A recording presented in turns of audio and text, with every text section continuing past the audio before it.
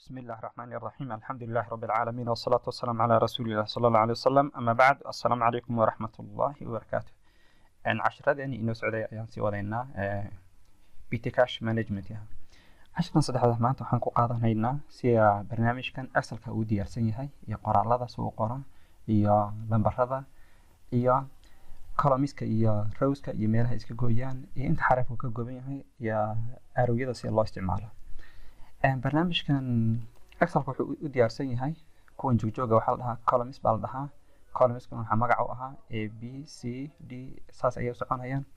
kuwan jijiifka ahaana waxa la dhahaa rows ayaa la dhahaa waa asagana numbers baa lagu gartaa 1 2 3 hoos ayuu soconayaa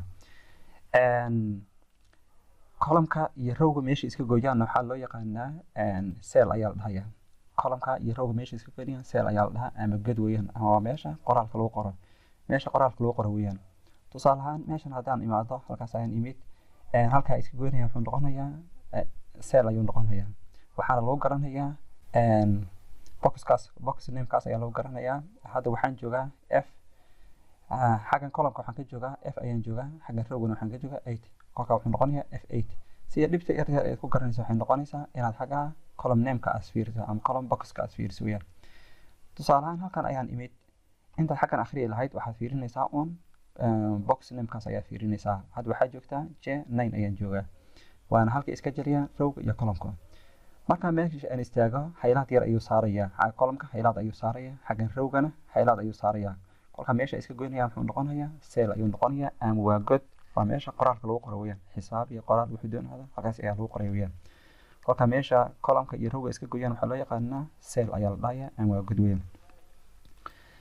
cashirkeena wuxuu noqonayaa kii koobaad qoraalada ku bilaabayna haddaan sheet 1kan magaca waan ka bedelayaa double click ayaan dhahaynaa kolka waxaan u bixinayaa lesson 1 ayaan u bixinayaa lesson 1 lesson 1 kaas ayaan u bixinayaa hadda cashirka labaadna waxaan kusii qori doonaa balaas ama sii dhahaynaa sida normalka xagan wuxuu soo qabanayaa general ilaa aad wax ka bedesho mooyaan xisaabaadka kale ama general ama numbers ama currency ilaa accounting aad wax ka bedesho mooyaan general kaas ayuu soo qabanayaa columnkan iyo rowga meesha iska gooyaan ayaan waxaan u baahanahay inaan qoraal ku qoro qoraalka markaan ku qoro tusaale ahaan marka u horeysa waxaan qorayaa magac ayaan qorayaa iyo numbers iyo true or false iyo undefined number ayaan qorayaa sidana formalka uu qoro ama symbols uu qoro ayaan fiirinaynaa magac ayaan qorayaa start markaan qoro tab ayaan dhahayaa tab markaan dhaho waxaan kala qorayaa numbers ayaan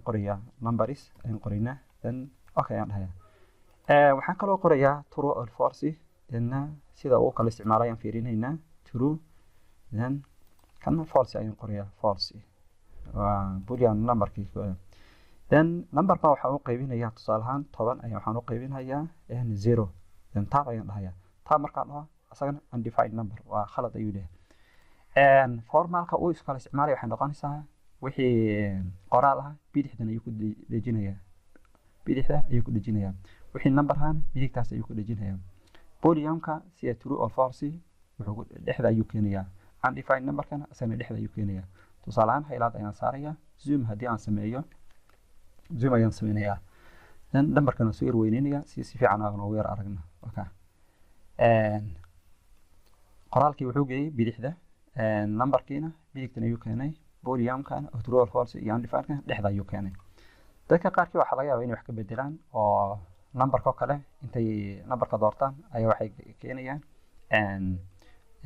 ama dhexda ama right-ka ama left-ga laakiin waxa fiican default dhinaca uu tagay in loo daayo ayaa fiican mid ka xigta waxay noqonaysaa aan ku sii darayno numbers waxay sii soconayaan hoos ayuu soconayaan ilaa hoos ayuu soconayaan qoraalkana ABCD-duna ayaguna ilaa hoos ay midigtaas ayuu sii soconayaan haddii aan rabo lambarada meesha ugu hooseeya inaan tago waxaan taabanayaa control iyo shift iyo down arrow ayaan taabanayaa then numberska meesha ugu hooseysa ayuu geenayaa haddaan rabo inaan dib u soo noqdo control iyo shift iyo up arrow ayaan taabanaya then meesha ayuu igu soo celinayaa wankii ayuu soo celiyay xarfaha meesha ugu dambeeya haddii aan rabo inaan tagana waxaan taabanayaa control iyo shift iyo right arrow ayaan taabanayaa then xarfaha meesha ugu dambeeya ayuu geenayaa waa XFD daas aadi haddii aan rabo inaan kusoo noqdana control shift iyo right arrow ayaan taabanayaa kaltaasna qoraalada iyo meesha ugu dambaysa ayaa saa lagu tagaa weeyaan maanta cashirkeena insha Allah taala halkaas ayaan ku hakinaynaa halkan ayaan kasii wadi doonaa casharada ku xiga